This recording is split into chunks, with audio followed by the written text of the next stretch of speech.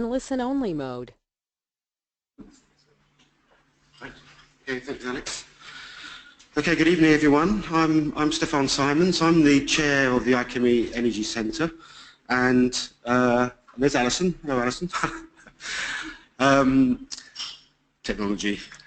So welcome everybody, and you've done a fantastic job in getting here tonight. It's for those on the web. It's a foul night in London. We've got quite a lot of snow now, I think, snow and rain, so I appreciate you all making the effort to come tonight.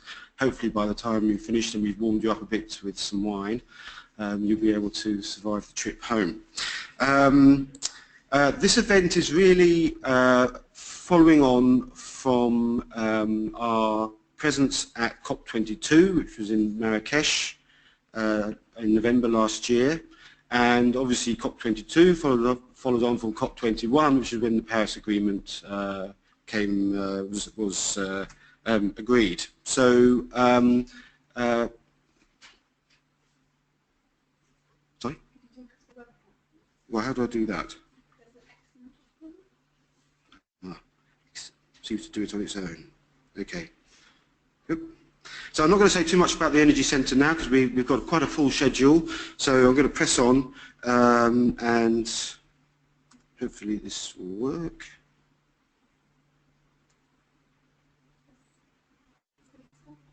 Spacebar. No, down.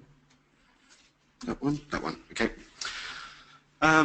So as I said, the IChemE Energy Centre was represented at COP21 in Paris, and for those of you who might not know, there was quite a historic agreement signed at that event, really signing up countries to quite significant carbon reductions to try and mitigate climate change to a hopeful target of 1.5 degree average global temperature rise. And we were there to talk about the kind of technologies that this would require, and we felt that the technologies broadly exist today, but what we need to do is to get the implementation accelerated, and we need to get the energy system worked out.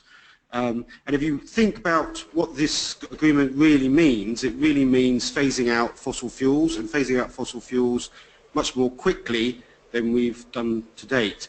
But things are already happening very quickly. In this country, for instance, last year was the first year ever that renewables, or at least wind, produced more electricity than coal on average across the whole year. Something like 11% of our electricity last year came from wind and 9% from coal. So coal is declining quite rapidly.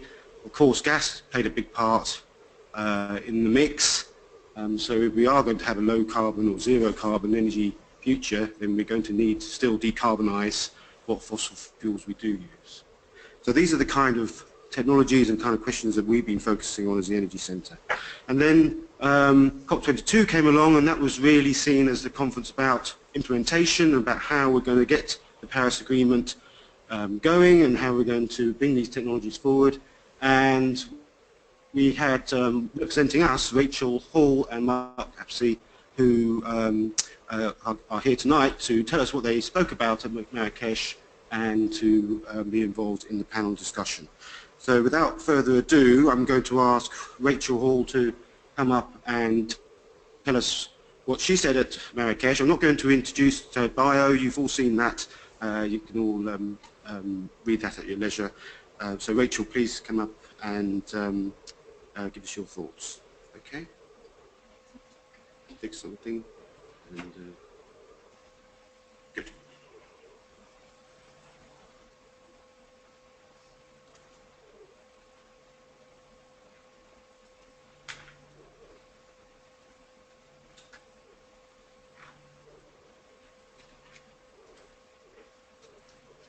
Good evening, everyone. So I don't know how many of you actually heard the recording online, so I just want to take a quick straw poll. How many of you have actually seen the YouTube video from the... Right, so I apologise for those who have seen it already. I'm not going to show it now, but I'm going to do a brief overview of what I did on the day at Morocco. So what I wanted to first kind of preface this is, well, this was a presentation that went to more policymakers and maybe not technically minded individuals as yourselves, and so it is very high level, and it was to be more of a broad overview of the different technologies and solutions we have out there. So, first of all, carbon dioxide. It's the largest component of anthropogenic greenhouse gas emissions. Energy alone is estimated to account for 68% of that global anthropogenic greenhouse gas. And it's clear from that that fossil fuels is the single largest source of global greenhouse emissions. However, the global population is expected to be 8.5 billion in 2030 and 11.2 billion by the end of the century. Demand on our global resources will be ever increasing in line with this predicted global growth of population. But also we need to globally increase our development and industrialization to cope with this. Central to this is energy. It's key. So, how do we decarbonize our energy systems while continuously improving our global living standards for all in a sustainable way that ensures energy security for future generations? This is no trivial challenge, and it's likely to require substantial changes to the way we live and the way we use technology. However, we do have solutions. There are ones that are existing, and I'm sure there'll be far more coming in the future. So this evening, I will just give my presentation, obviously, as I said, from Morocco, which just outlined a few focus areas. And while I'd like to have covered far more technologies, there wasn't the time. So don't feel that my discussion of one particular area here is a bias to not allowing other things in. It's just want to try and focus on a few points.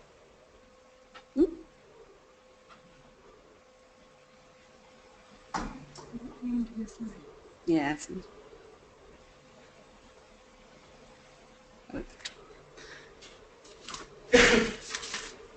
So, for those of you who probably may have seen this before, it's the IChemE Vista, one of the 4 vistas that we have. This is the energy vista. So the vistas are a way of showing almost a roadmap of the diverse solutions that can help us solve these global challenges. So the other ones are water, food, and well-being. What this can do, it can show just how chemical engineering can support and develop sustainable solutions for the energy challenge. So what I've done is I've used this energy vista as the basis of the presentation. So I'm going to concentrate on what we can do now, what we can do in the near term, and then looking further onto the horizons. So the first thing I want to discuss is resource and energy efficiency. And also I would like to highlight, this is something that I obviously reiterated in the TCE article I put in the magazine this last issue. It's a way of promoting a step change in existing processes. It's simple and effective, so we can look at reducing resource efficiency while minimizing energy consumption. Investment should be made in reliable monitoring systems to maintain our processes at optimal levels and act more rapidly on deviation from these standards. Better use of waste streams can also be achieved through process integration and intensification. What is needed is continuous improvement of those processes and technologies. While we can look at the really exciting solutions, we can still improve the ones we have today to make them better, and so that they can step in and make change now. These can be implemented at pace and can achieve quick wins. This could be applied across all energy pathways and obviously many more different process systems, and will continue to play a part in all aspects of energy production from now and into the future. Every joule efficiently used is reducing that carbon load. Next subject I wanted to discuss was carbon capture and storage. And I know I've got many advocates of that in the room right here now. It offers us an opportunity to decouple the use of fossil fuels from climate change. Fossil fuels will still be required into the short to medium term. So we have this reliance on it. So there is an urgent need for deployment of CCS technologies to achieve the greenhouse gas reductions that were set by for the UN21 agreement. We know CO2 separation is a very mature technology and been done for many years across industry sectors. Transportation has been proven at scale, and storage has been performed for many years. So we know that that's there. One of the things that was highlighted at COP22 was I then mentioned the case of bio-CCS. And this is just one solution. However, the reception from one individual in the audience took away from the whole focus of the presentation that I was trying to say that there are many solutions, not just one solution. But it seemed to be that we sometimes get stuck in our kind of thought patterns about the way we think about a technology. And maybe we might not agree with it, but it might be a useful solution in the meantime. So I was just kind of highlighting that as something we can think about ourselves as engineers and scientists, think about critically rather than dogmatically. So carbon capture and storage applied with bio-CCS is currently the only pathway to negative emissions. But there are no bio-CCS plants currently in the world, and this could be needed to meet our emission reductions in a timely fashion. So carbon capture and storage technology could provide a much needed breathing room for development of an adoption of low carbon solutions until they consistently support energy demand. So I've done the now, I've done the near. So I want to go on to the horizon.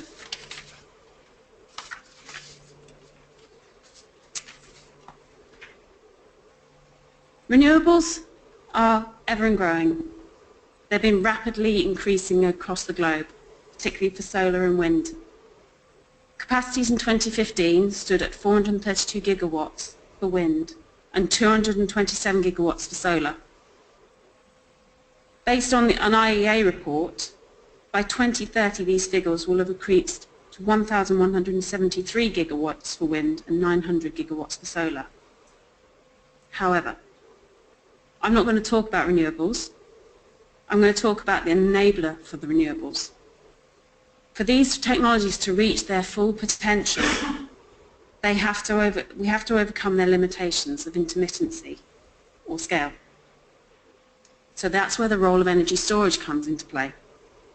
And this will be needing to grow and develop to be able to sustain our renewable energies. So what do we do with that energy storage now? Currently, in the UK, actually known as global, currently pumped hydro accounts for 95% of global energy storage. While this is a mature technology, a long-lived technology, it is expensive and geographically limited. So therefore, we do need to invest and research across a full spectrum of potential solutions to maximise their viability of the sector for the future energy demand. There are many developing technologies in this field. I'll name just a few examples of using thermochemical systems using reversible reactions, or advanced batteries such as flow batteries or metal air batteries, or reversible fuel cells. But also thinking about things like energy carriers such as hydrogen. This sheer diversity of potential technologies is likely to provide a solution tailorable to every renewable integration opportunity at different scales, power ratings, costs and lifetimes. So one thing we must remember though, we're in that development stage of these, so we must make sure that they're sustainable and resource efficient, because many of these technologies use other resources that we get from the ground, so we have to be mindful that they are not limitless as well. Finally, so we're getting towards that ultra-low carbon future. To do that, I'm going to steer slightly away from more chemical engineering science and look at smart networks and intelligent integration. We need to make sure we develop smarter energy management systems connected to flexible grid solutions to allow us to maximise the potential and accessibility of intermittent renewable technologies. This will be achieved through integrating energy systems with information and communication technologies to allow the energy demand to be met by a reliable, efficient, fast and flexible energy supply from a wide portfolio of stable and fluctuating power sources through both new and existing networks. The horizon is a carbon-free or ultra-low carbon power system.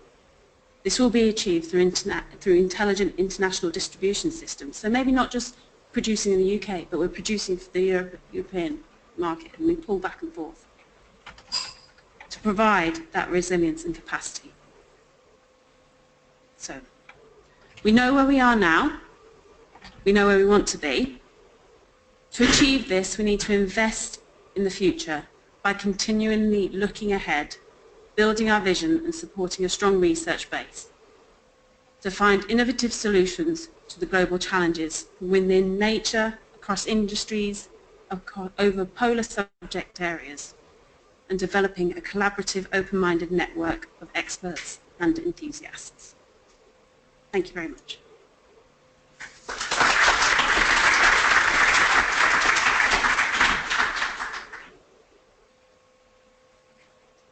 Thank you, Rachel, and thanks for that overview of what you spoke about in Morocco, but also an overview of what our future energy system might look like. I'd like now to ask Mark Apsey to the podium to give us his summary of the presentation that he gave in Morocco, which is much more about how we can start getting these technologies implemented and accelerate that implementation, which is obviously going to be vital for us to meet the Paris Agreement targets. So Mark, would you like to come up? Hi everyone, good evening. I've just got to switch, hang on.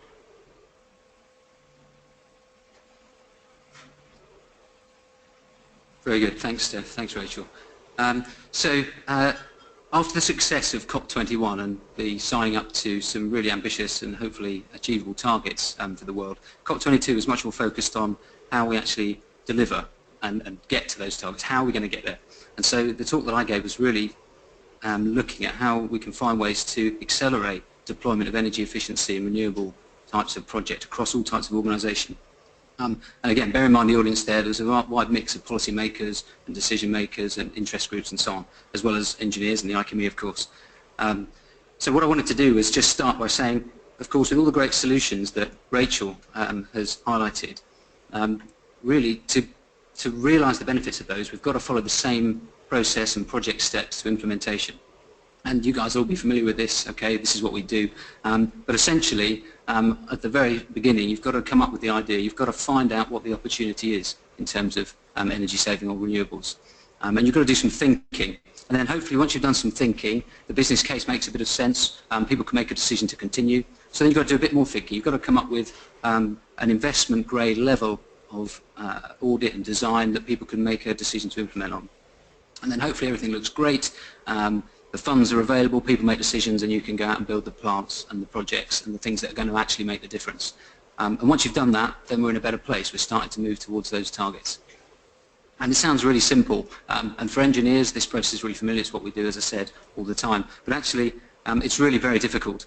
And there are a number of reasons why these things just don't get done. So as we've already perhaps thought about, I mean, energy costs are pretty low. So when an organisation is looking at their operating costs, perhaps energy costs really don't feature. So they're not even looking for the opportunities that might exist within their organisations. And that presents a problem, because if you don't look, you won't find the opportunities, and then we don't even start this process. And by the same token then, because energy costs are potentially pretty cheap and people aren't looking, there's no money or resource devoted to looking for them and doing the first bit of thinking. And like, that's not free, someone's got to do it, it costs time, it costs money. And there's a million other things to do in an organisation. Energy is not core business, whether you're manufacturing a product or running a charity an education institution, you've got a core purpose over here, which is not to do with energy. So people are not interested in, and consequently, you don't get the board level sponsorship that you need for any project to get off the ground. One of the other blockers you see is perhaps it's not financially attractive, and it relates back to energy costs, but when people are looking for investments, the internal rates of return that a lot of organisations look for, they're probably in the 2, maybe 3 year kind of level. And I talk to a lot of companies all the time, they just won't look at projects that are longer than that. But to get the deep energy saving projects away that you need to make the difference, you've got to take a bit of a longer term view. And so companies typically decide not to invest. Okay, there's better use, well, I correct myself again, it's not better uses potentially, but there are ways to get a quicker return on your investment in terms of the capital you deploy. And then there's some other things within big organisations that lead them to not invest. They have fear about the projects, the disruptions to their operations, the hassle of implementing things on a utility system perhaps, and concerns over savings. Will we really make the savings that we have put in our business case? Does the project rely on government incentives, and will those incentives last, or will they disappear tomorrow and therefore you're left with no project? And kind of underpinning all of that, there's a disconnect to my mind, and I talk about it in terms of short-termism, but climate change is a medium-term to long-term problem that we're trying to grapple with. But inherently, all investment decisions, and perhaps it's just human nature, we can't really deal in terms of that, so we make decisions on the short term. Unless we can kind of unlock that, we're going to struggle again and find these blocks coming up. So with all of those things, perhaps, well, it's actually not so simple to get these projects away, and maybe you can start to see why it actually turns out to be quite difficult. So I went on to present some thoughts and ideas, hopefully to stimulate discussion amongst the group in Marrakech, but also here tonight, about ways we might be able to unblock some of this stuff. And there's some traditional methods to tackle some of these blocks. So we've got encouragement, all right, in terms of incentives. So a lot of countries now have renewable power incentives in terms of, in the UK we had ROCs, and now we've kind of got the CFD maybe. We could talk about that. There's the renewable heat type incentives to encourage people to generate heat renewably, and there's also been a lot of press this week in Ireland, Northern Ireland, about renewable heat incentives that haven't been thought through possibly. But again, it's a great way of incentivising and encouraging people to invest, and the RHI in the UK has driven some reasonably significant investment in that area, and certainly business cases coming forward. But another area that I think I'd like to suggest is perhaps it would be interesting to have an incentive around energy savings. So rather than just being paid to generate power renewably or heat renewably, you could get a payment for just reducing your energy consumption in the first place, maybe. And then, of course, other incentives might be tax. So we've got carbon taxes in the UK, and many other countries have got them as well, which I've talked about on power and fuel, but maybe they're not set at the right levels. I did a quick calculation, for example, if you think about EU ETS as perhaps an incentive scheme to get people to invest, and if you look at the incremental cost associated with energy from EU ETS, it works out about 6% on your gas bill, for example. And I look at a lot of business cases, and EU ETS is not a feature in deciding whether a business case will go or not. It's a line in there, but it's potentially quite a small line. So we've got to set the right levels of encouragement, is my point, to make investments happen. Other things we could do, and to my mind there's very little in the way of enforcement to encourage carbon reduction in organisations. We could implement mandatory reporting of emissions for organisations, and also identification of opportunities. We're starting to see maybe some of that with the schemes like ESOS in the UK and the Energy Efficiency Directive that drives it in Europe. But there's not really, it's not, I don't think it's grabbed hold. I don't think it's necessarily, I think it's at the moment it's a compliance exercise rather than really getting people to think about things. And I kind of pose this question, maybe we can learn a bit from health and safety legislation. So as chemical engineers we look at safety obviously all the time, and in the UK we've long had a practice of thinking about making things as low as reasonably practicable in terms of risk to human life and health in the operations that we do and the work that we do.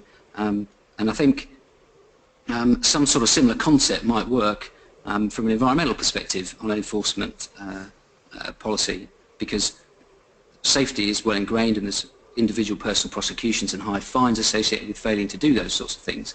And maybe we could have a similar regime or governments around the world have a similar regime associated with reducing your emissions and reducing your carbon targets.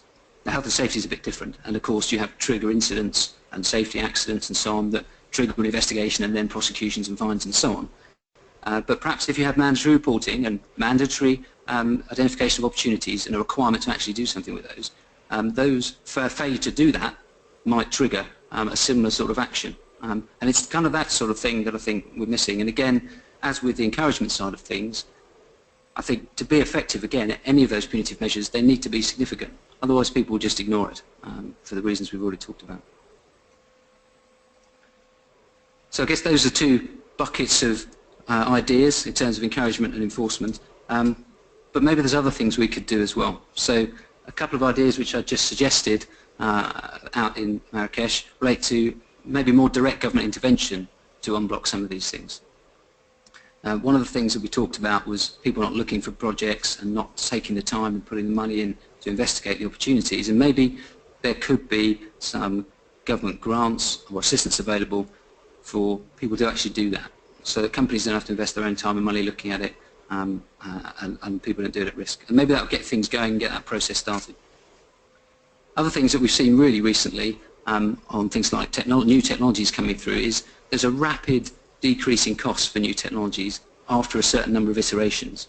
And it takes a bit of investment, and the first projects obviously cost a lot, but if you look at things like PV now, the cost for those have come down tremendously since they were first deployed around the world. And of course, if we can find the next new technology and invest in it early enough and go through its iteration cycles quickly enough, then potentially we can get some of those things that were further out in the horizon into commercial operation a bit quicker. A big focus in COP22 in Marrakech was really about funding. And of course, the event we spoke at was particularly focused on that. And I think governments have got a role here to play in terms of generating and getting funds available. We were joined by a couple of speakers who talked particularly about the Green Investment Bank model. And in the UK, I think the Green Investment Bank's been very successful since it was set up in 2012 in terms of getting projects going that otherwise wouldn't. And they were specifically set up with this dual agenda of carbon and profit, effectively. So all of their investments have to be in green projects, and you can debate what that is, but they have to make sure that there's a carbon-saving element to them in order to invest. But the point about that kind of institution and investment fund is that it brings money into the projects that may otherwise not even get started. And you need some stuff around that, so you need to get your head around concepts such as energy performance contracting and monitoring and verification for projects and so on and so forth. But these are concepts that are pretty well established, certainly in the US, and go in conjunction with investment funds. So you can bring money in to projects that otherwise would fail an organisation's internal rate of return and would just get left on the shelf. Whereas investors like the Green Investment Bank, and there are other commercial funds out there who would specifically invest in renewable and energy efficiency projects. So the money's there. The problem is more about finding the projects and the willing organisations and to actually get on and do them. And short-termism, again. So people don't want to sign up to a 15-year contract for an energy project because they think it reduces flexibility. They'd rather spend 15 years paying more money to the utility company that supplies their energy. But anyway, that's another topic. Green bonds are a big thing that came out. Actually, we had a few questions from the floor in Marrakech about from different countries who are thinking of rolling out green bonds. I've talked to some commercial funders of projects like this, and they may be a bit controversial, but I think they have driven a lot of investment in the US, particularly recently, where they provide a cheap source of finance. So I mean, effectively in the US, the way it works is governments give tax breaks to the green bond issuers so they can lend money at very, very low rates, which means the cost of money is next to nothing for the particular projects that qualify, and the bond issuers make their money because they're getting the tax breaks, they can put it out there, the projects get away. But the counter side to that is, I mean, I've heard thoughts that slows down the rate of commercial investment that we really need. So I mean, we need hundreds of billions of pounds to go into this to meet our targets, and green bonds may or may not hold off then the commercial switch that we need from pension funds and institutional investors and all the rest of it into the types of projects we want to do. And then a couple of other things really in there. Infrastructure projects I think are really crucial, and I think only government intervention can drive some of the big infrastructure projects that we need. So things like we've talked about the smart grids that we're going to need to make renewables really take off, the battery storage systems and renewable generation necessarily. And there was a good project we had a talk on, I think, at the Low Carbon Summit about hydrogen, switching to hydrogen in Leeds, which instead of natural gas, which again obviously would take the carbon out of that particular type of energy. So I really just put these out there as ideas for people to take away and think about, and maybe we can have a discussion afterwards about our thoughts on some of these. But I think probably whatever works is the idea. I think this is an old set of slides, but anyway, never mind. I think whichever ideas we need to look at, I think there's no one solution, as we've already said, and so it's a combination of ideas that are going to make the difference. And we kind of need this real long-term strategy to get us to 2050 and beyond. One of the things that we often hear people talk about is the energy trilemma and the competing priorities of energy security for people and affordability, and then the low carbon and energy efficiency priority. And I've heard government departments really prioritise those explicitly, saying that it's energy security, then it's cost to customers, and then it's low carbon. And so that one is right at the bottom of the pile in some people's thinking, right? And I understand that. It makes kind of sense if you think about it, because it's a politically motivated decision and no one wants the lights to go out or people not to have access to affordable heat and light in their homes and so on. It would be a politically difficult thing to do. But what I wanted to suggest was that actually maybe we can move away from attention, and if we can get some of the technologies deployed, energy efficiency and low carbon systems in place, that we could move more to a kind of virtuous cycle of these three things, whereby if we can reduce our energy demand, we actually do get more energy security, and then we will get more energy affordability, because overall the system will become more self-reinforcing. Okay, so it's a kind of nice idea. And then the last thing, I prepared these slides before the US presidential election, but I delivered it the week after. I'm not going to get political, right, because we're engineers, but I did like this quote from Abraham Lincoln, another famous American, who said, "You can't escape the responsibility of tomorrow by evading it today." And I think what I wanted to leave the group that we spoke to in Marrakech with was the thought that we actually need clearer long-term strategies to give the confidence to investors and organisations to actually get on and invest in the projects, because the technologies are available now, we're just not doing it. So that's kind of a quick rundown. I think before I finish, on the agenda, Alex, you were asking for sort of reflections of COP22, which is a bit extra. I mean, I think it was an interesting event. It was going to always be tough to follow COP21, but from the groups that I sat in and listened to in the side events and so on, there was definitely a lot of talk about how we can invest and what we can actually do. So the kind of mood music amongst the people that certainly I spoke to was a shift away from let's not argue about the targets, let's talk about how we're going to get on and do it, which was interesting. But as I was saying to some of the guys before, these events are so huge, it's quite hard to get a sense of what's going on, because you've got the main sessions where people are negotiating, presenting their positions, and then on a country basis, and the side events, and then lots of protest groups popping up all over the place, saying all sorts of crazy stuff and perhaps trying to make a point. So it's a real eclectic mix going on. But I think, yeah, it was a great thing to be involved in, and I mean, I hope that before the next round, the UK at least signs up to its agreement. So under Paris, that would be good. Okay. Thanks, Steph. Thanks, everyone.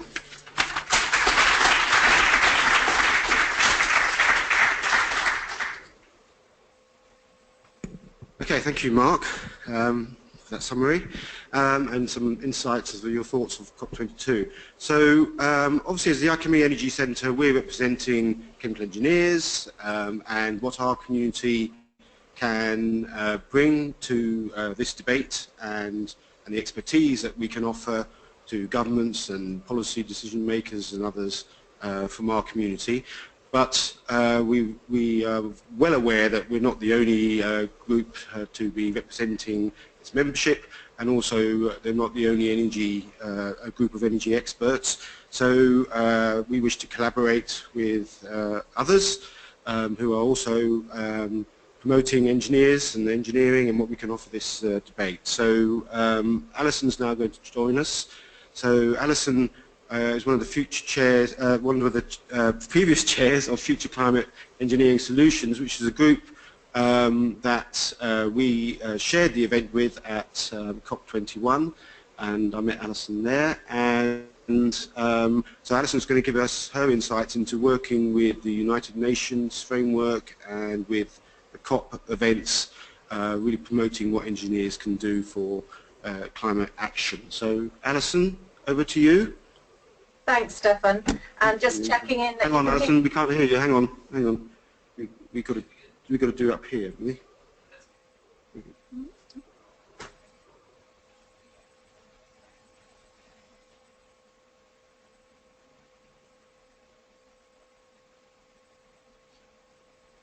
Okay, Alison, do you want to try again? Okay, I'll just do a sound check. Can you hear me okay?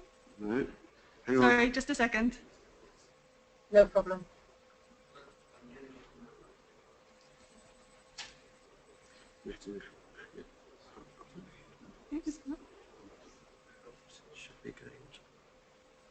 Have you definitely got your audio up?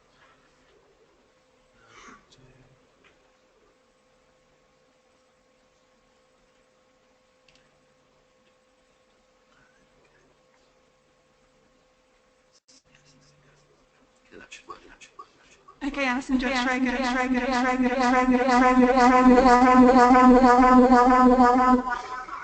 Okay, can you hear me now okay? At least we can hear you a little bit. You need to mute your microphone. If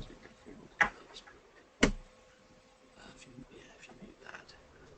Is that any better? If I get closer? Yeah. Speak as loud as you can. Okay, is that any better? Dear, it's not good.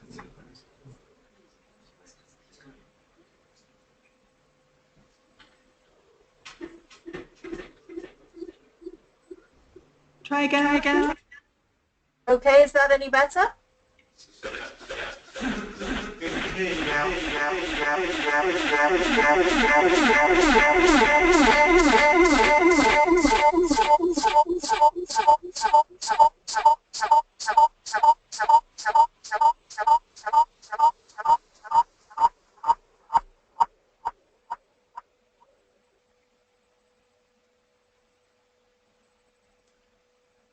How's it going?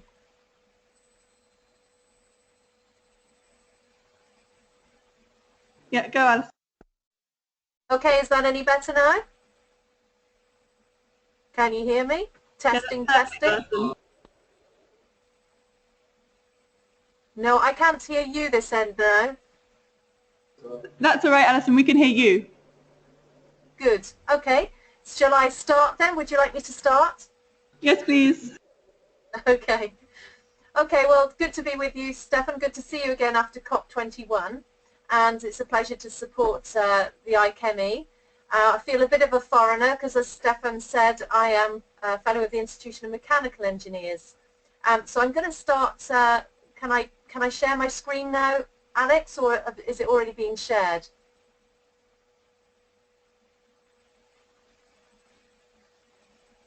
If you click to share it now, Alison. Okay, I think you need to send me that window which says show your screen, because I've got my screen on. Show.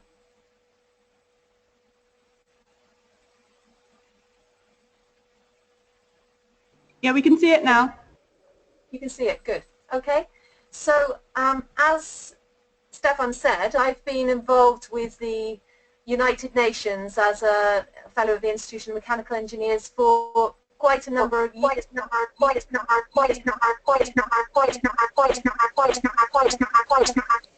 I'm getting quite a lot of echo here, so pardon me if I pause a little bit. Basically, this talk I've lifted from talks I do around the country both at my post in Cambridge University and also as a guest speaker on cruise ships And mainly I chose to do all those different talks because I felt like the message of our energy future really needed to get out to the general public, not just stay at places like Cambridge University or mechanical engineering institutions or the like. Because I don't think that the general public, or even maybe us as engineers, really realise that when all of these different national governments get together in these United Nations meetings and decide on the future of our emissions, it really does become policy quite a few years down the road, and quite a lot of the general public don't realise that, and quite a lot of the intelligentsia don't realise that either. So when my title that I use is Energy, Climate Change and the United Nations, Your Future in Their Hands, it really is that. My experience in the last 8 years going to these COP meetings has been that policy is decided, agreements are made, and then governments such as the UK, such as Denmark, they do bring those commitments back and they do put them into law. So for instance, our Climate Change Act of 2008 is supposedly a legally binding act, and so we have already committed to reducing our emissions by 80%. Why did when I got involved in 2009, it was as the coordinator of a working group was putting together a national energy plan on how we were going to achieve the 80% reduction in our emissions in the UK going forwards, and what that would mean as one energy scenario for our energy profile in the country. So this is just as a way of background of what took me to those United Nations meetings. And for instance, one bottom line of our plan, which the IChemE plan you see hopefully up on the screen now, one bottom line was, in order to make that 80% commitment, we would have to reduce our energy demand by 2050 by 50%. That's as a country by 50%, 50%. So that's all of us in this room and all those of us online. We would all on average have to reduce our energy demand by 50%. And at the same time, we would have to ramp up on every energy source we could name. So that was one of the two outstanding bottom lines of that energy plan. Now on that working group, I had an incredible man helping us who was an honorary fellow of the IChemE, because all of us on the working group were fellows, apart from David Mackay, who was a fellow of the Royal Society. And for those of you who do not know the name of the late Professor Sir David Mackay, he was our Chief Scientific Advisor between the years of 2009 to 2014. He helped us with this plan. He had just published his very clever and numerate book called Sustainable Energy Without the Hot Air. And one of the first things I'd love to leave with the room and those online is, if you haven't read that book, I would really encourage you to download the book from his website, Without the Hot Air, and it basically lays out the numbers, and he challenges you in the forward to say, you know, please, if I'm wrong, please. So that's the how I got involved with the IChemE. That then took me to a conference in 2009, just before COP15. And I don't particularly need you to read all the writing. The 3 points are basically, we need to develop the technological solutions, we need to develop national energy plans, and we need to work together worldwide to actually achieve what a sustainable future for energy and climate change. And that project that was being run by the Danish Society of Engineers is called Future Climate Engineering Solutions. They coordinated that for 3 years, and then I took on the international coordination for another 3 years. And we've currently got a new steering group which involves the Institution of Chemical Engineers and also about 3 other UK engineering institutions, plus this organisation. I hope you can see my cursor, Alex, can you? Okay, down in the bottom left-hand corner, the logo WFEO is the only international and viable engineering organization that's comparable to the UN, but for us engineers. Okay, and they are always represented at the United Nations. And so they are now part of our steering group for future climate engineering solutions. And in fact, the Committee on Engineering and the Environment, which you can see at the bottom of the slide, is actually chaired by the Institution of Civil Engineers. So we have got a great opportunity to liaise worldwide with engineers, and then I hope what is urgently needed is for the engineers' voice at the UN. So where is the engineers' voice at the UN? The first COP meeting, now COP, for those of you who don't know the jargon, it stands for the Conference of Parties, and party just me is UN speak for national governments. So those are the representatives that go from each national government, and they all come together in a conference. To put the COP22 in context, the Kyoto Protocol, which many of you might have heard of, came out of COP3 in 1997. So there's a COP meeting every year. Kyoto Protocol came out of COP3, and COP15, which was 2009, which is when we were writing our national energy plans with the Danish and others around the world, was a big deal. You might remember in 2009 that there was a lot of media activity around the COP15 meeting in Copenhagen. I think they like to call it the Copenhagen Circus. And this picture you have in front of you is the very first COP I went to, which was COP16 in Mexico in 2010. And when I talked to some journalists at COP16, this particular journalist said to me that what happened in Copenhagen was the registration day was completely unprepared for the 25,000 delegates that descended on Copenhagen. Prior to that, there'd only been about 10 to 15,000 descending on each COP meeting. So they were totally unprepared, and so therefore in freezing conditions, the journalists and everyone registering were made to queue outside. And so he said to me, poor coverage of Copenhagen was purely because the journalists were cross because they were made to stand around on the first day. So such is life. I mean, Trump is himself having to deal with some interesting media at the moment in America, and they can set the mood for whether it's climate change meetings or whether it's the next president of the United States. But it made for a very negative campaign. So I'd like to put my spin on it, which is slightly different to what the media covered, and that is that no matter what negative coverage there was in COP15, this Copenhagen Accord, I hope you can see the start of the Copenhagen Accord, there were 12 points, and there was a lot of agreement at that meeting in Copenhagen in 2009. Every COP meeting, all national governments go away with an agreement. They don't leave the room. Sometimes they overrun by a day to make sure that they come to an agreement.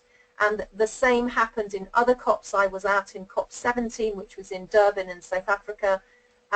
Christiana Figueres, who was the executive secretary of the United Nations meeting, she announced that we need to stay an extra day until we reach agreement.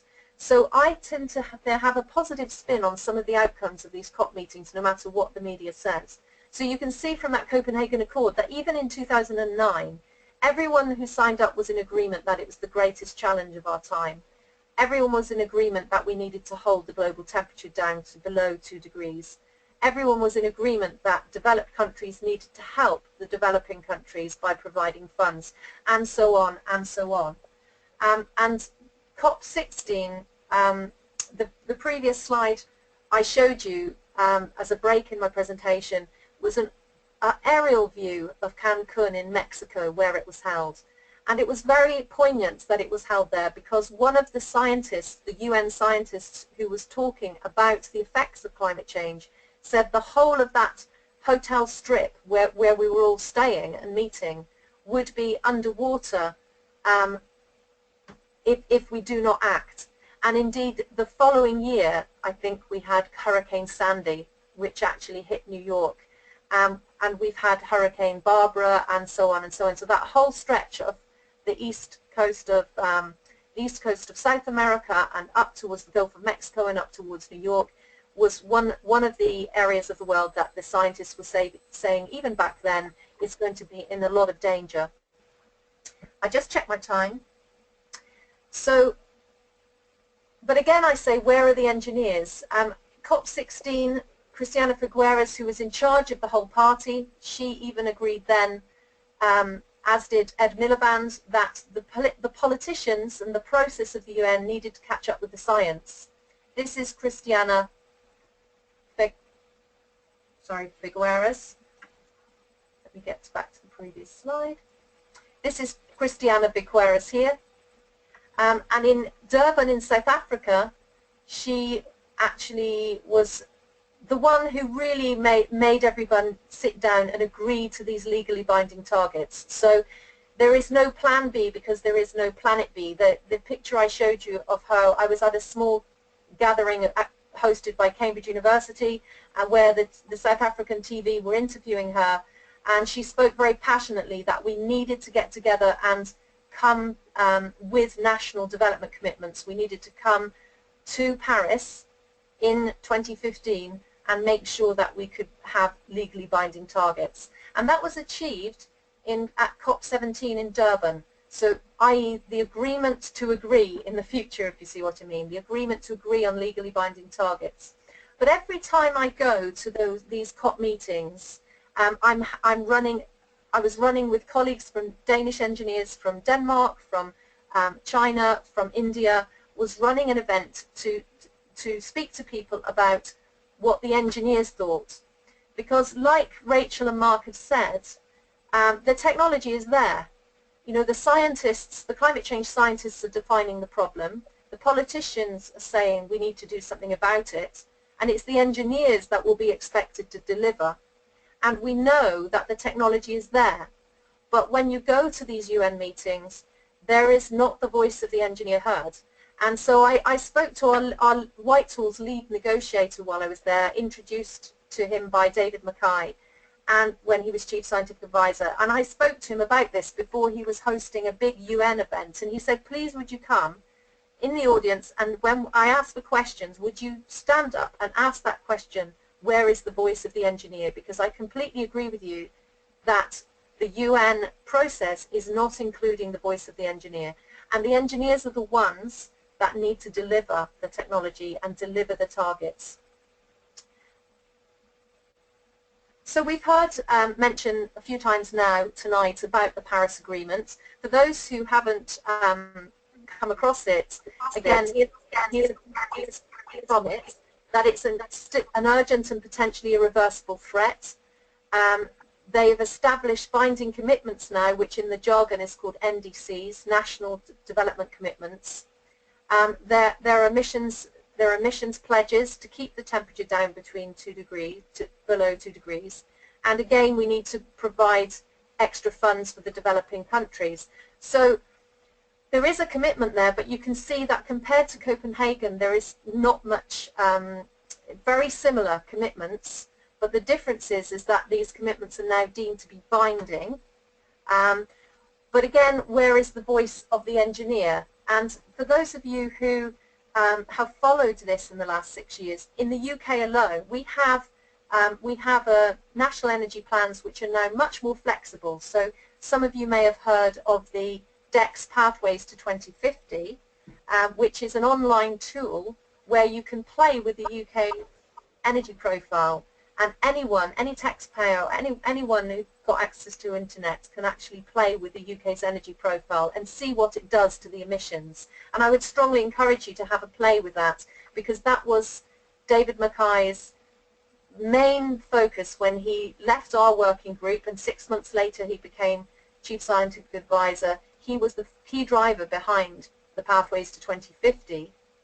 And beyond that, he then took it to a global calculator, because there is, as far as I'm aware, there is no one working worldwide like our engineering group, working internationally, to see if all of our national energy plans actually add up. So I will pause there because I think we're over about 20:07, so that's my time up. As this will just give you a sort of feel, this slide, so as I said, 2009, COP15, had over 25,000 people. Paris, which was another key COP event, again had over 25,000 people. So there are certain COPs that become more important in the history of the COP program than others. 2009 was because everyone was worried that the Kyoto Protocol would be missed, and 2015 because everyone was together to make sure that legally binding agreements were made. I think Alex and Tara are going to send around some clips of interviews I gave at a couple of those COP events. If you're interested, you can look at those later, and that gives you a bit more background to what the International Engineering Projects it is actually about. And like Mark, I do leave a quote or two. Laurent Fabius was the convener at the Paris COP21 meeting, and when they actually signed off all the agreements, he quoted Nelson Mandela by saying, "It always seems impossible until it is done. None of us acting alone can achieve success." And I think we would all agree that Nelson Mandela achieved huge things. So I am a great optimist. I believe we can do it. And I'll leave you this slide, which is a response to one of our presidents. When I was on council of the IChemE, he said, "Alison, can you find us some more women?" So I found him this slide, which is, it's the waste of wireless goal. So where are the engineers? I'd like to leave you with that thought, and how can we get more involved to make that all of those plans add up. Thank you.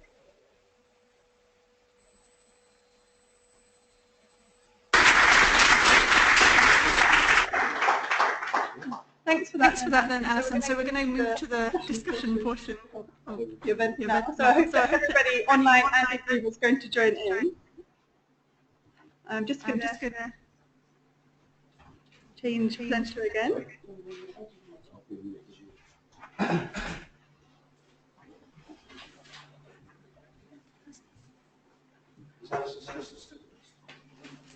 I can hear you. I can hear you, and I'm sharing my webcam, if that helps. Yeah, we can hear me? Okay, thanks. Thanks, Alison. That was a very interesting summary of your experience with the COP. We're now moving into our discussion, and of course we want to maximise the amount of time that we have for the audience in the room and the audience joining us on the web to debate with us the issues that have been raised today and the points that have been raised. But if I may, I'll kick off the discussion, because I'd just like to perhaps follow on from Alison's challenge that she put up right at the end there about where are the engineers, and clearly there's a COP23 coming along. I'd like to get the views of Rachael and Mark, who were there, and Alison with her experience with COP. What should we be doing as engineers what should we do next to help countries meet their obligations and prepare to meet their obligations, and how do we raise the profile of engineers and make them more visible at these events? So perhaps Mark and Rachael, you were there at COP22. What was your feeling in the room about what was signed up to at COP22 and what needed to be done by COP23, and what role we could play in that? No, all right. Are these on? Yeah. Okay, great.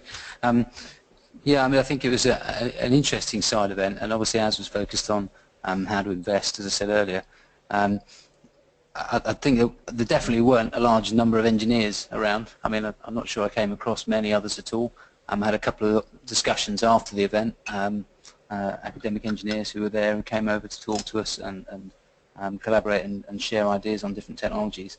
But I mean, I think again, as I said before, maybe I said before, but I think the thing to really drive action here, it's really going to depend an awful lot on policy.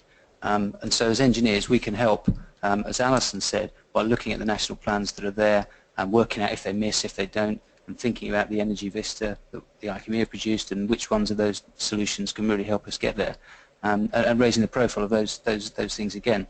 I think for COP23, I mean, I've not seen what the thinking is for that yet in terms of what's on the agenda. But I mean, I think we got a relatively good reception at COP22 for what we were presenting, and I think it was because people were looking for practical solutions to meet the targets, and they were searching around and listening for ways to do that. So I think there's going to be a lot of, or maybe not a lot, but hopefully interest in the engineering solutions, and I think now's the time actually when engineers can really step in, because if the targets have been agreed and the policy is up there and we know what we're shooting for, it's the engineers that can actually create the projects and create the solutions. Yep.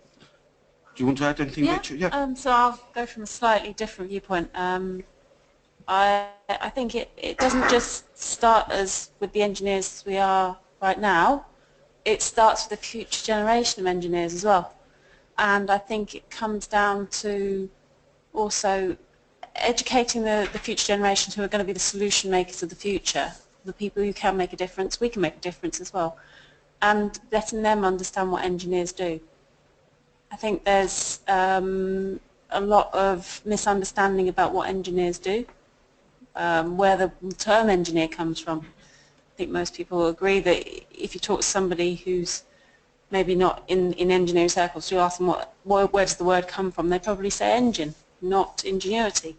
So I think it's about educating about what we do, and from that it's us having a voice and being there, being accessible. Because I think as a person who's an engineer, I'm being on front stage, being at centre, talking is not my natural environment.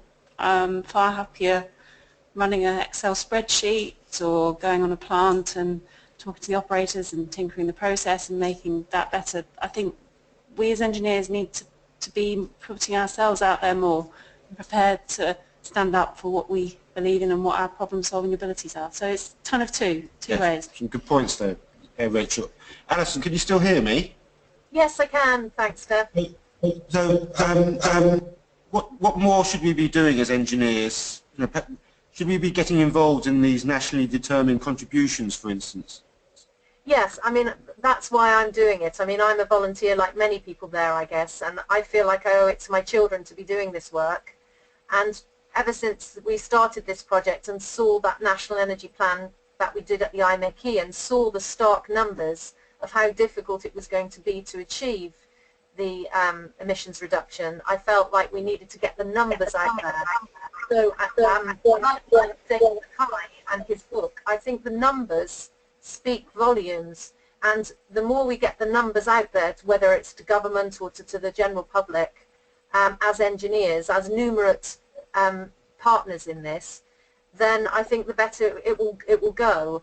And that follows right through, as far as I'm concerned, to the UNFCCC, the Framework Convention on Climate Change, and the COP meetings, because they don't have that voice. I mean, I mentioned David Warrilow, our lead negotiator in Mexico, who I had a discussion with. I didn't get around to mentioning at COP21, I went to the chair to have a chat with the chair of a formal UN side event, which was on fossil fuel subsidy reduction. And I asked him the same question, you know, how are these NDCs going to be validated numerically? That's what our projects, Future Climate Engineering Solutions, aiming to do. And he said, well, good luck with that, because we don't have the wherewithal at the moment to do it. We don't know how to go about validating these NDCs. And so I think that's a real service we can bring. We can, as numerate professionals who can get alongside what they're doing at the UN, I hope.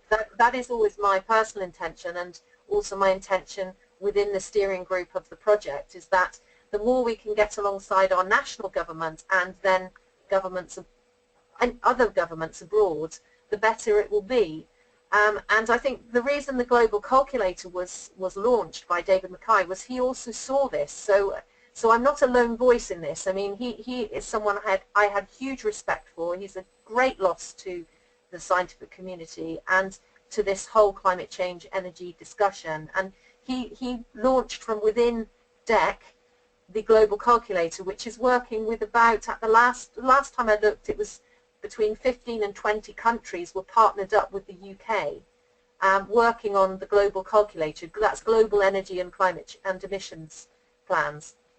And I think if we could get alongside that, alongside Whitehall doing that, rather than reinvent the wheel and do something different, I think that would be a great service to the discussion. And hopefully we as chemical and systems engineers can help you with that. So I'd like to open up the discussion now to the floor. So we have a roaming mic that Alex has, and also invite those on the web to submit questions, and we'll endeavour to bring them to the front here. So anybody have a question in the audience for our panel? Okay, there's one over here. So please identify yourself for us here and for the people on the web. Thank you. Is that on? Can you hear me? Yeah. Hi there, my name is Dima Power from Wood Group. I'm a chemical engineer. So my question is just following on from what Alison has just said in her presentation earlier on, and how the engineers represent the sort of third party in the scientists, the policymakers, as well as the engineers providing the solution to the challenges that have been set by the scientists and the policymakers. My concern though is that, and the question really is, how do engineers act like as a collective unit, given the fact that we represent like an industry, a profession that prioritizes, say, financial gain and has like a lot of competing factors that do not necessarily align themselves with the same challenges that policymakers and scientists might be going to these COP meetings to address. And I mean, when we talk about the engineers, who do we talk about? Are we referring to IChemE? Are we talking about IMECI and these bodies? But they're not necessarily, you don't necessarily have like the same number of actual engineers who are like doing the day-to-day jobs and working in the actual industry. Are they being also sent out to these meetings, or is that something that we could do to properly actually get more and more engineers going to these COPs and represent ourselves a bit more? Thank you. Who would like to start on that? So I think, I mean, the first question was how we act as a coherent unit, and I think, you know, well, from the chemical engineering point of view, part of the Energy Centre initiative is really to try and do that, and at sessions like this, collect people's views and bring them together.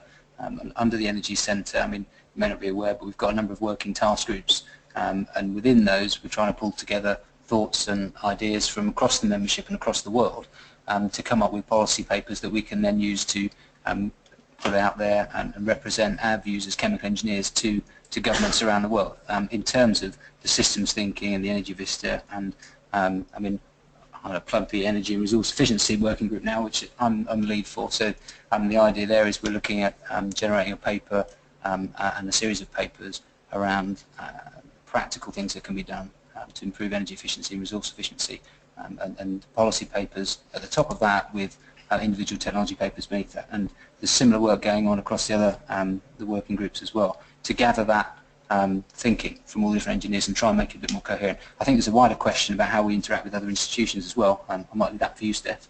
But, yeah, so I mean, I think you raised some important issues, particularly about how practicing engineers obviously may find it difficult to be involved in these kind of discussions because of conflicts with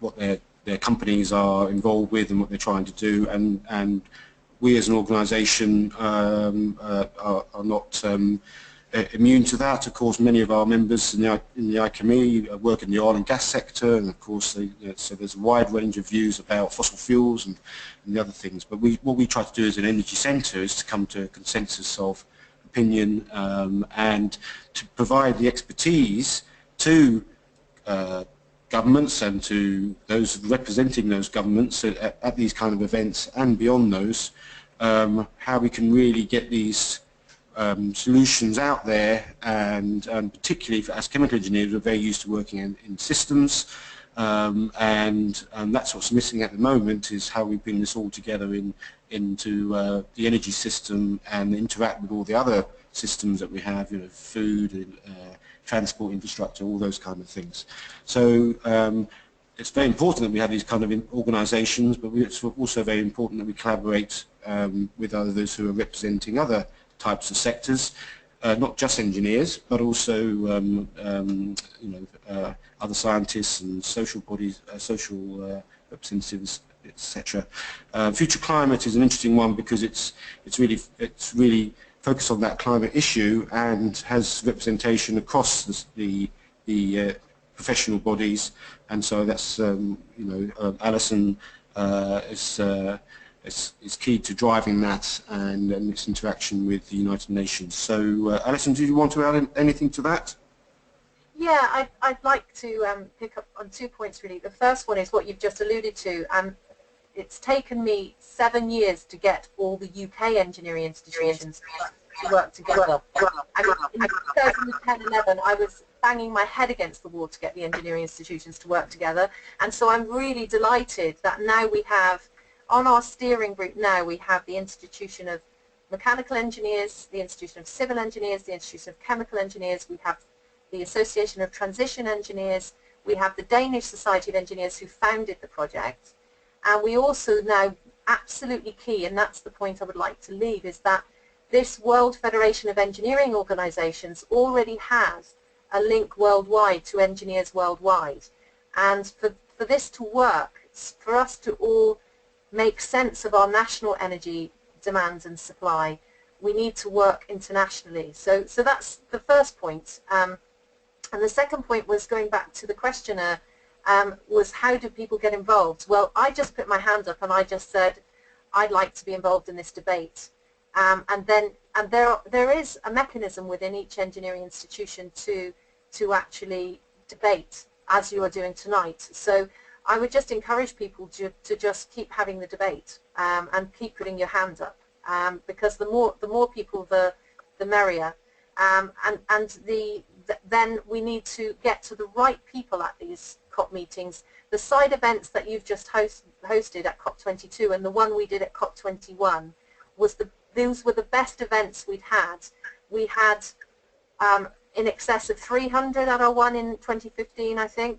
But the key thing next is to get the government representatives there, to get the people who are within the parties there, because otherwise we're just talking to each other, and that doesn't influence anybody. So those are my 2 key points. So I'm just going to, Mark alluded to our task groups, so you may be wondering how we actually get people into those task groups. They aren't just IChemE members. We have the Leadership Forum, which is open to anyone who's interested in supporting the Energy Centre through these debates, through helping with the task papers and policy papers that Mark mentioned.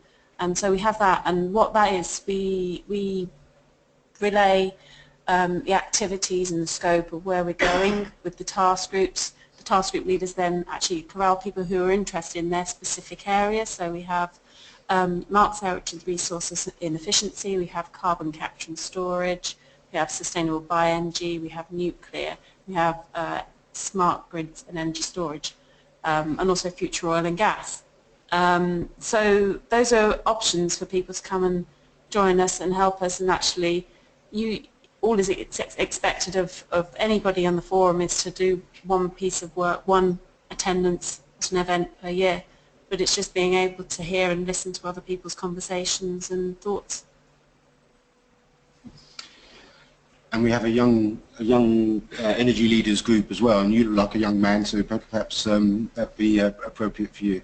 So please join us if you'd like to do that. So I think we have a question from the web. Is that right? Yeah, we do. Good. So this question is from Harain, which I may have pronounced wrong, so apologies if I have. He's a member of IChemE, and he's currently working as an energy analysis at Aurora Energy Research Limited in Oxford. His question's for Alison, and he said, will it take legislation to ban R&D into BFL, CFL, GTL, oil, shale and other exciting but carbon-intensive technologies, especially given the energy independence which these offer? For example, 3 trillion BOE of oil shale in the Green River Formation in the US. So, in a nutshell, is it going to take? Did you get that, Alison?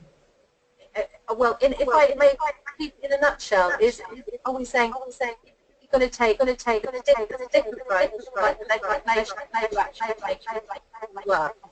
is that a good summary? Would you like to read it again, Tara, just to make sure that I've got that right? Hello? Hello, can you hear me? Yeah, I'll read it.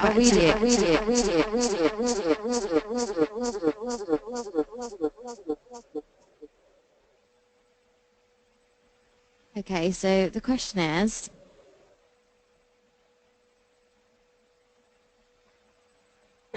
will it take legislation to ban R&D into BFL, CFL, GTL, oil shale and other exciting but carbon-intensive technologies, especially given the energy independence which these offer, e.g. 3 trillion BOE of oil shale in the Green River Formation in the US?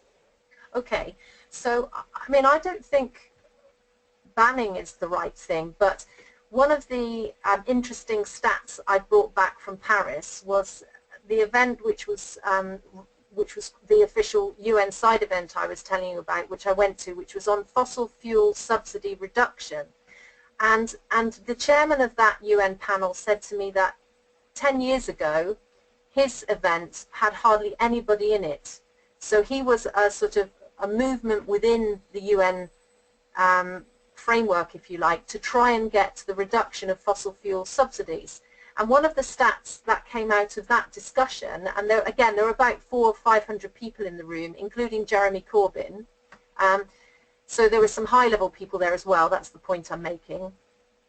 One of the things that came out of that was, if you look at the carbon tax across the European Union, and you compare that to the fossil fuel subsidies across the European Union, then the official statistic for the fossil fuel subsidies was 10 times what the carbon taxes were. So the point being that we don't need to ban them, we just need to make sure there's parity across the sector so that actually renewables are given a fair chance. So so banning the shale gas and so on, you know, is not on the table, but let's at least start by making it fair for renewables. So I hope that in some way answers the question, but I think it's going to be hard for governments to ban any production of shale gas for obvious reasons. Particularly, Mark, when energy security is such a high Well, yeah, I mean, priority. I think it's the top priority, and if governments are worried about electricity grid failing and running out of energy, yeah, reducing investment in forms of energy that you can rely on is a tricky one for anyone to do. But actually, you know, they need to take that political shift of will to do it and recognise that there are other solutions other than just digging out more fossil fuels and doing it that way to give energy security. I mean, there's some great stuff coming through. Can I come back with one more thing, Stefan? We have a question in the audience, and then we'll go back to, because I know we've got some more questions on the web as well. Oh, sorry. Sorry, Alison. No, I just wanted to say one more thing, is that when we produced that National Energy Plan in 2009, and if people just play with the Pathways to 2050 calculator, I think everyone would soon realise that actually unless we do something very drastic in reducing our energy demands, there's no way we're going to meet our energy demand going forward unless we bring in some of these other, whether it's nuclear or fossil fuels, because at the moment we're not producing. So our plan was saying that in order for the numbers to add up for our emissions reduction, we'd have to reduce our energy demand by 50% and ramp up on every energy source that we could think of, including nuclear. And so the numbers were stark. They were 3 times in 2050, 3 times the amount of nuclear as we had in 2009, 80 times the amount of wind energy that we had in 2009. And when we went to the British Wind Energy Association, because on the working group I had people with conflict of interest, and I brought, so Stefan, you were saying how difficult it is sometimes because we have conflicts of interest within the industry. So I deliberately put together a working group which had conflict of interest within it so that we would come up with a solution that was workable.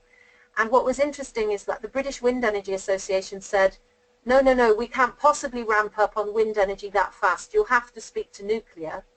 And when we went to the trade organisation, we can't possibly ramp up, have 3 times the amount of nuclear energy by 2050. You'll have to speak to wind. So these numbers are huge. That it's so difficult. So if we take anything off the table, then we're going to be in trouble to make up the numbers. Right. Over. So question there, Richard, and then there's another one here in the front. Yeah, my name's Richard. My name's Richard Darton. I'm the Vice Chair of the Energy Centre. I'm at the University of Oxford. It's not so much a question, it's more a comment on this energy security business. I've been working on energy security now for a number of years, and I find it's, often quite falsely dragged into this debate as a point of tension between security and affordability and decarbonisation. The fact is that energy security with respect to fossil fuels is in a very strange position at the moment because of the very high proportion of the energy that's generated by fossil fuel, and you've got to watch out that you're not reinforcing no change to the system and mistaking that for security by saying, if we do anything to question the position of fossil fuel, then we're attacking security because we are where we are because fossil fuels dominate the energy mix. In actual fact, if you look at the different ways of producing energy, nuclear, wind, biomass, etc., they all have pluses and minuses with respect to security. If you're looking at security of the supply chain, for example, it's quite lazy thinking to say, fossil fuels, we need them because they dominate the picture and therefore that represents energy security. That's a very dangerous position to be in. So that energy trilemma, Mark, that you produced, you did make a few critical comments yourself. I have to say that it always irritates me extremely because it reminds me so much of where we once were with respect to safety. When I was a young engineer, it hardly seems possible now, but there was resistance by many process operating managements to spending money on safety because, first of all, it would reduce operational effectiveness, and secondly, it would add to costs. In those days, you did not hear people say, if you think safety is expensive, try having an accident. What you heard was spending on safety is just increasing costs. And you also had, unbelievably now, looking back, but you had plant managers who would say you need to be prepared to cut corners in order to run a slick operation. Now, anybody who said that now would probably be collecting their cards next week. But you heard that said not long ago because we didn't have the right attitude to safety. And also, the costs of having an accident then were lower, and there was not the legislation. So early on in this presentation, we had a picture of things that we should do to encourage decarbonisation and other thinking on energy. And in those lists of things were fiscal measures and mandatory measures of the legislation. I think we're going to need both of those. the time will come, this is my prediction, attitudes are changing and they need to change because that so-called trilemma is completely false. Setting it up in that way encourages people to think that you can only have one thing at a time, and surely as engineers and also in our private lives, we're accustomed to optimizing against many, many constraints at the same time. Energy security, decarbonization and affordability are not mutually exclusive. We should be seeking win-win situations. That's how we dealt with safety.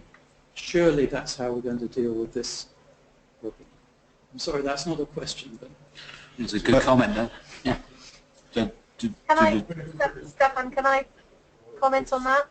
Well, it's Bob Axford, retired associate member of the institution. Please speak into the mic so the web people can hear you. Yeah, yep. Close to the mic. Yeah, lovely. I've been fighting this question of time targets set in the absence of costs and project plans for years now. It's my belief that the cost and the scheduling and everything else means we're talking about 40 or 50 years. And that's straining civilization to produce the resources. Now, I won't say more, but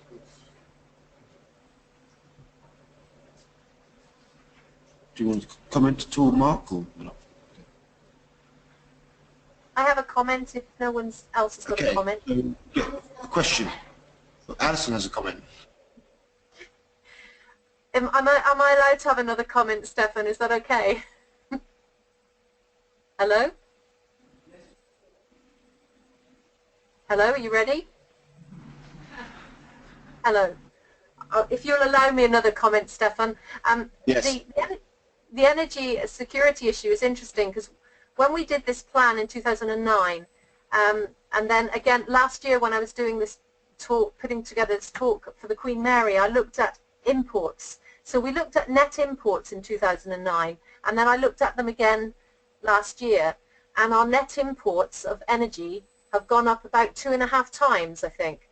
I don't know, maybe someone in the room has got a better number than I have, but that's the last time I looked at it. So our net imports are going up because we're not producing our own energy, and of course that relates to the whole Hinckley discussion and what Theresa May did in slowing down the discussions with the Chinese about security. Do we really want people overseas managing our energy? Then the other thing on energy security I was going to comment on was while I was running energy project at Cambridge University, which was on energy efficiency in the built environments, and one of our corporate sponsors was Grosvenor. And Grosvenor, for those who don't know, own most of Mayfair and Belgravia, and the Duke of Westminster is the owner of Grosvenor, and he's the richest man in Britain, I think. And so they're a huge property developer. And the CEO, as part of our project, they were focusing very strongly on sustainability. And so I felt it was an encouragement to tell the room that I sat in the meeting when he addressed by webinar all of the Grosvenor offices worldwide, and there were about 100, 200 people in the London office on Grosvenor Square and Grosvenor Street, when he said that his staff worldwide would need to consider that sustainability was the new health and safety. So that person who was commenting in your audience on health and safety, there are CEOs and companies out there who are sending that message very strongly that sustainability needs to be seen as the new health and safety. And then the final point was when I was running that project in Cambridge, we used to get people from outside the university, from politics, from government, from Whitehall, and come to talk to us about our research. And I once had a meeting with the National Risk Manager who reported to the Cabinet Office, David Cameron was in at the time, about what is the highest risk that the UK faces. And in 2011 I was making a case to him that energy security would be a big issue. And he said, well, we do understand what you're saying about the numbers, but we still have cyber attacks at the top and terrorism below that. So energy security was still third on their list, and that was about 5-6 years ago now. And as we've seen, cyber attacks are now right at the top of the agenda for 2017. So those are my points on energy security. Alison, so I think we've got a few questions from the web which we must try and answer. So please go ahead. Yeah, we've got quite a few questions from the online people, so I don't think we'll get through them all, but I'll try and group some together.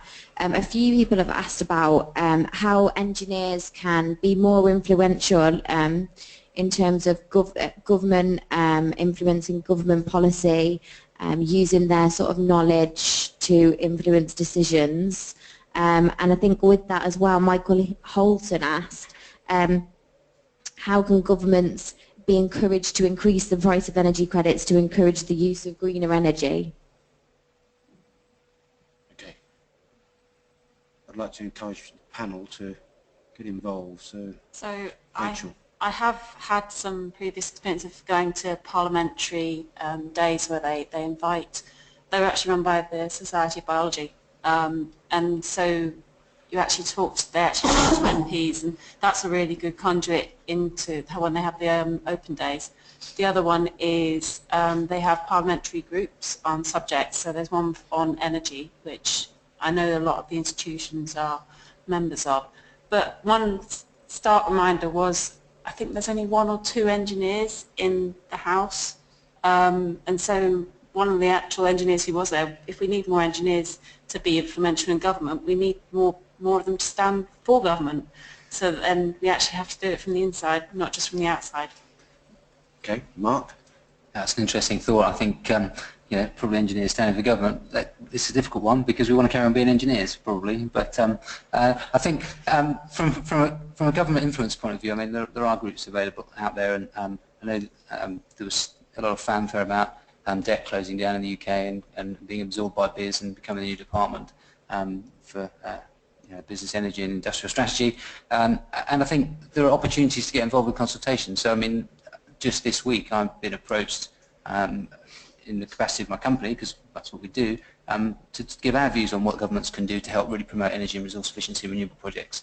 So I think you've got to look for these opportunities to influence government when they're there and take them, rather than just let them slide by, because it's very easy to leave those sort of responses and say, well, I'll do it another time. But actually, we've got to make the time to engage with these questions. So when government is asking questions and does seem to be in a listening mode, I think we have to stand up and speak.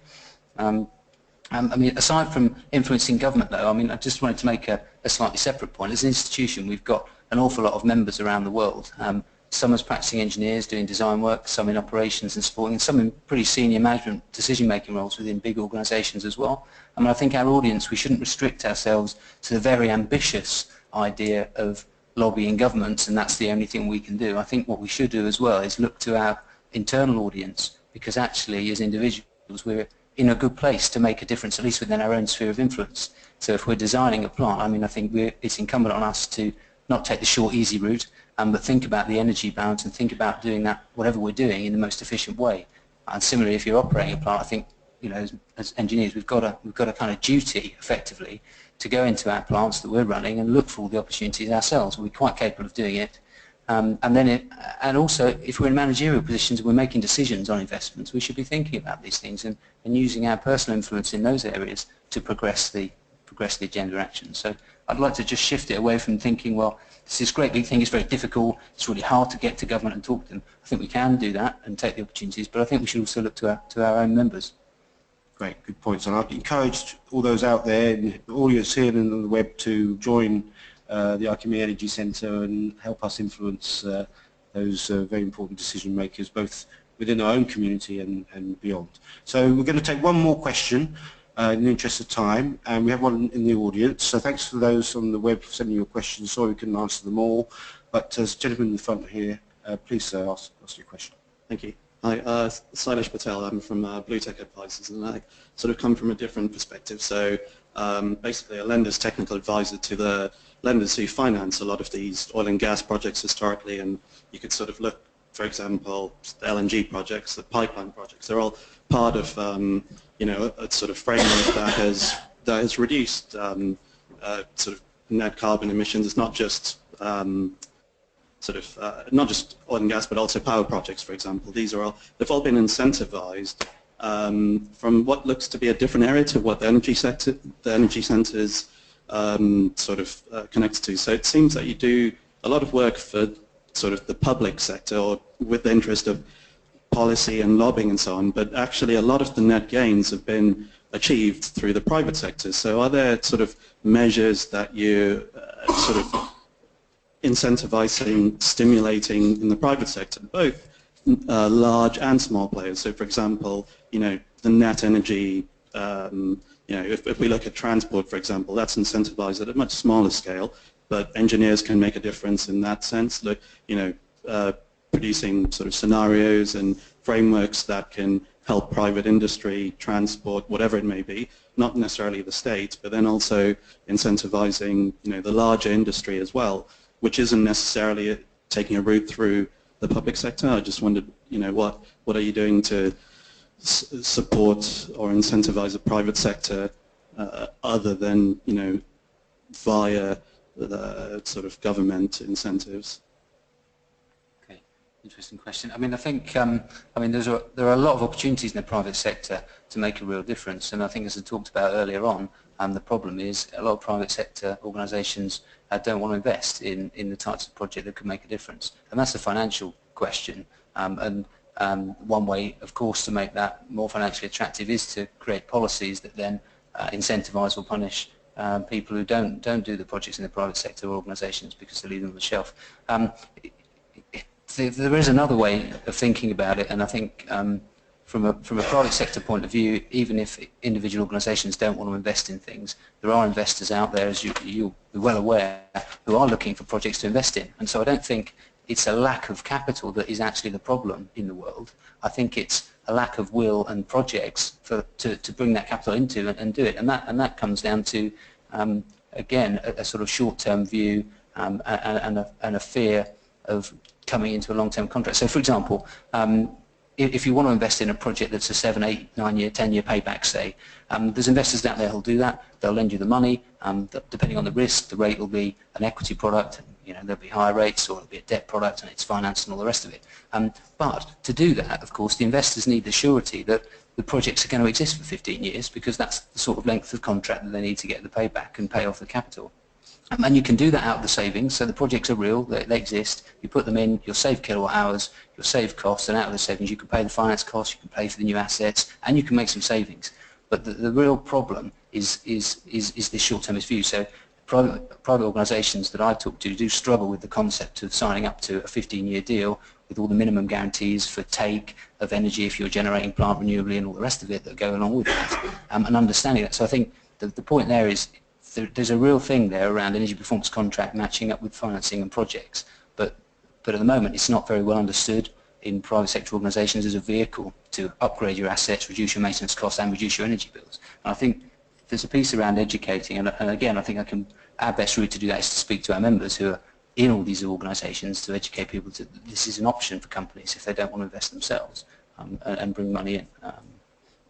Great, good answer. Yeah. Well done, right? Yeah. Okay, well, great question, thank you. So I think in the interest of time we're going to leave it there. It's not surprising that this topic always overruns and there's always lots of interest. So first of all, I'd like to thank you all for attending, and thank for those on the web for joining us today. I'd like to thank our speakers, and both in the room and Alison over in the Ethernet somewhere, the IT for hosting us, and for those of you who are in the room, you're the lucky ones, because we have some refreshments that we'd like to invite you to join us and network with us for a short time before we get kicked out. So can we as an audience thank our speakers, please?